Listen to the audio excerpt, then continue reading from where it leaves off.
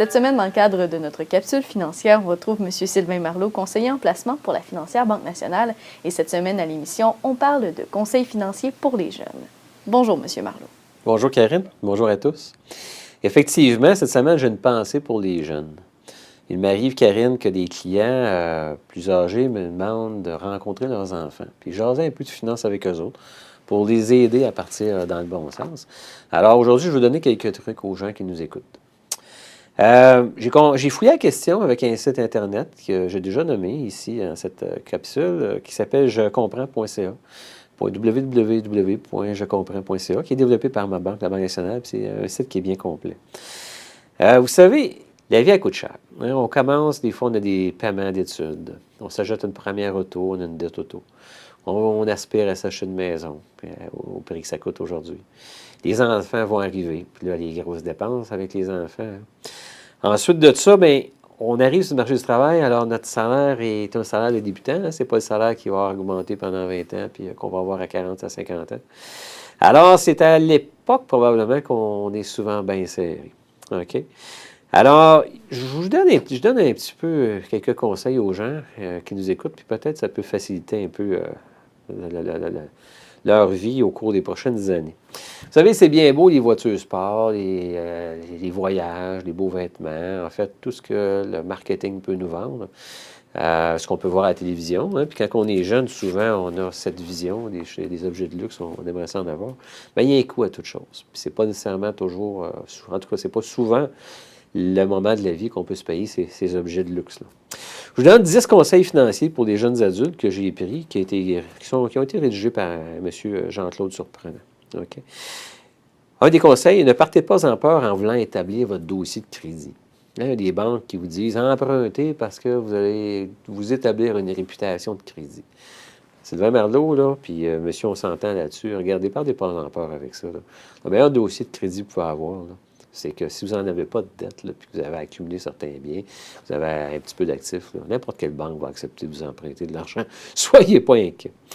Évitez de payer trop cher une auto. Hein? C'est la première grosse dépense souvent que les jeunes vont faire. Puis là, je vois des jeunes embarquer dans des paiements auto dès la première année au cégep.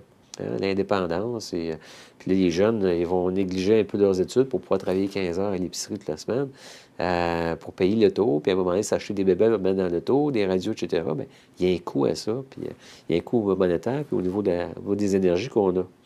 Faites le suivi de vos finances. Il faut avoir un aperçu, une fois par année, ne serait-ce minimum une fois par année.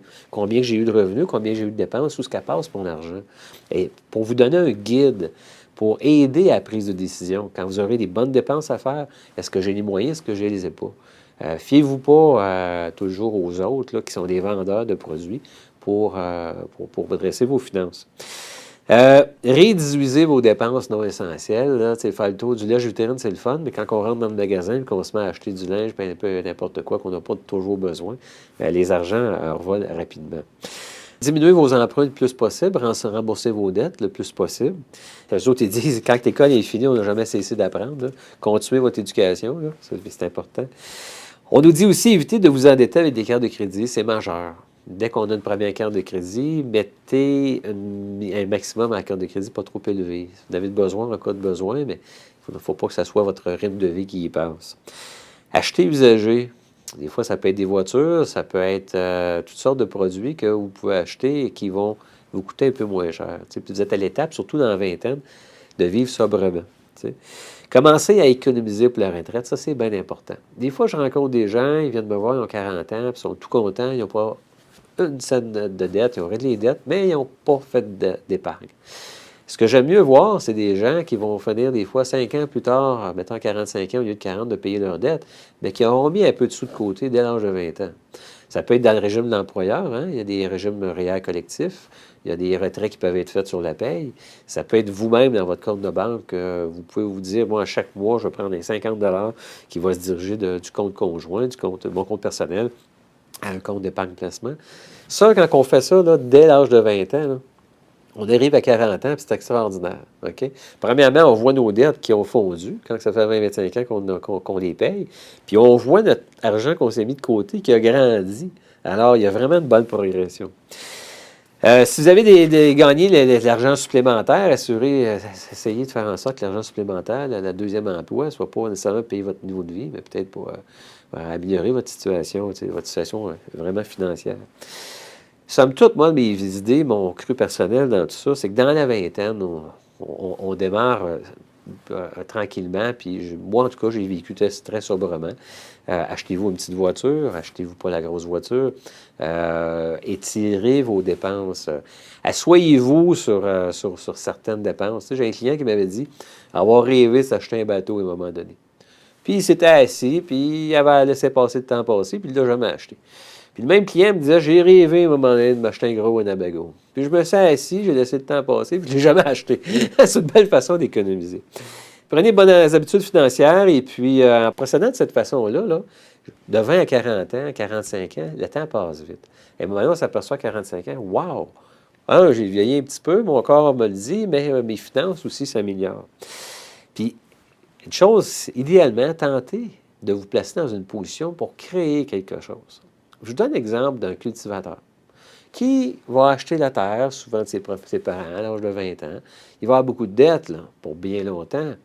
Mais 25 ans plus tard, la dette, elle va avoir diminué. Les terres vont avoir pris de la valeur. Hein? Alors, il y a eu une création de richesse. OK? Pendant 25 ans, il y a eu un travail qui a servi à se retrouver à 50 ans avec quelque chose sous les pieds. OK?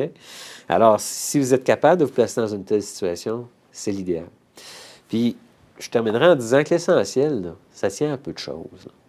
Prenez toutes vos dépenses que vous faites dans une année, auto de base, maison ou appartement de base, activités, des loisirs de base. La vie ne coûte pas si cher que ça.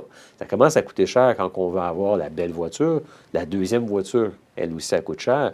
La grosse maison, puis si on voit des maisons se bâtir plus grosses que jamais, elle coûte bien cher. Là, on ajoute des voyages. On va aller faire un vélo. Le vélo, ça coûte plus 1500$, c'est rendu à 3000 puis à 4000. Ouais, pareil, c'est ces articles-là qui coûtent plus cher. Alors, puis souvenez-vous que les gens riches, là, moi, ce que je vois des gens riches, là, c'est souvent les gens qui sont les plus économes, puis pendant toute leur vie dure. Merci beaucoup, M. Marleau.